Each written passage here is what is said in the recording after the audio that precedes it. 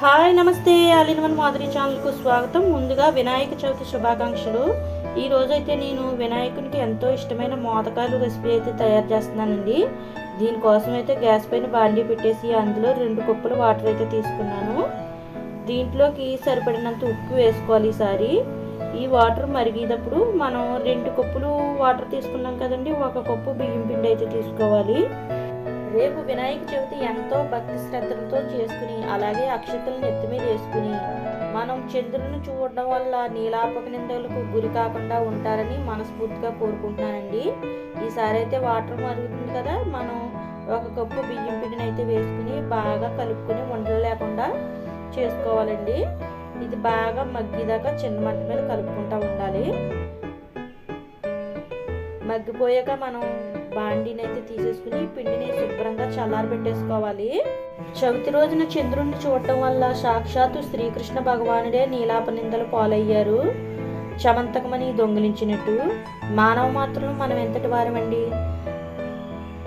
ఈసారి అయితే మనం మోదకాల్లో పెట్టి పూర్ణం అయితే రెడీ చేసుకుందామండి. నేనైతే 5 గంటల ముందు నానబెట్టానండి పెసరపప్పుని. ఇందులో అయితే 2 టేబుల్ స్పూన్ల బెల్లం వేసుకుని కలిపేసుకుంటున్నానండి. పెసరపప్పు అయితే నేనేం ఉడకబెట్టలేదండి, ఎందుకంటే మనం మోదకాల్లో పెట్టినప్పుడు మళ్ళీ స్ట్రీమింగ్ చేస్తాం కాబట్టి ఉడికిపోతుందని. ఈ మోదకాల్లోనే మనం చాలామంది ఉత్తు బెల్లం పెట్టుకుంటారు, లేకపోతే కొబ్బరి తురుము బెల్లంతో పెట్టుకుంటారు, ఎవరిష్టం వాళ్ళదండి. ఈసారి అయితే మనం ఉడకబెట్టుకున్న పిండిని చక్కగా స్మాష్ చేసుకుని వాటర్ పడితే కనుక వేసుకుని మెత్తగా చేసుకోవాలండి.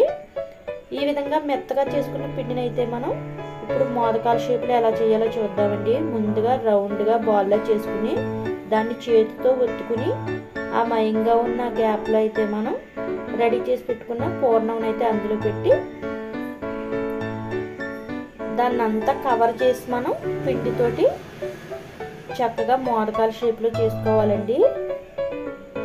వినాయకునికి ఈ మోదకాలు అంటే చాలా ఇష్టం అండి. పుట్టినరోజు నాడు అమ్మ చేతితో చేసిన మోదకాలు తినేసి పొట్ట వంగలేక తల్లిదండ్రులు ఇద్దరికి నమస్కారం పెట్టలేకపోతుంటే ఆయన ఇబ్బందిని చూసి చంద్రుడు నవ్వడం వల్ల శాపానికి గురయ్యారు కదండి.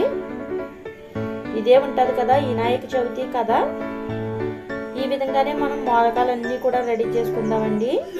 స్పూన్తో ఘాట్ల కింద ఇంతుకు పెట్టానంటే మోదకాల షేప్ చూడడానికి మనకి బాగుంటుంది, అట్రాక్షన్గా ఉంటుందని అయితే ఆ విధంగా చేశానండి.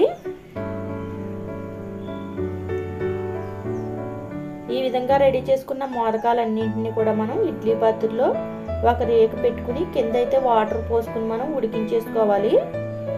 ఇంక ఈ విధంగా ఉడికించేసుకున్నాయి ఆ గణపతికి నైవేద్యంగా పెట్టుకుని మనం సర్వ్ చేసుకోవడమే. ఈ వినాయక చవితి మీరందరూ ఎంతో భక్తి శ్రద్ధలతో చేసి ఆయురారోగ్యాలు పొందుతారని మనస్ఫూర్తిగా కోరుకుంటున్నానండి. మా వీడియో కనుక నచ్చితే లైక్, షేర్, సబ్స్క్రైబ్ చేసి మా ఛానల్ని సపోర్ట్ చేయండి. ఇవాల్టి విశేషాలు ఇంతేనండి. ఉంటామండి మరి. బాయ్.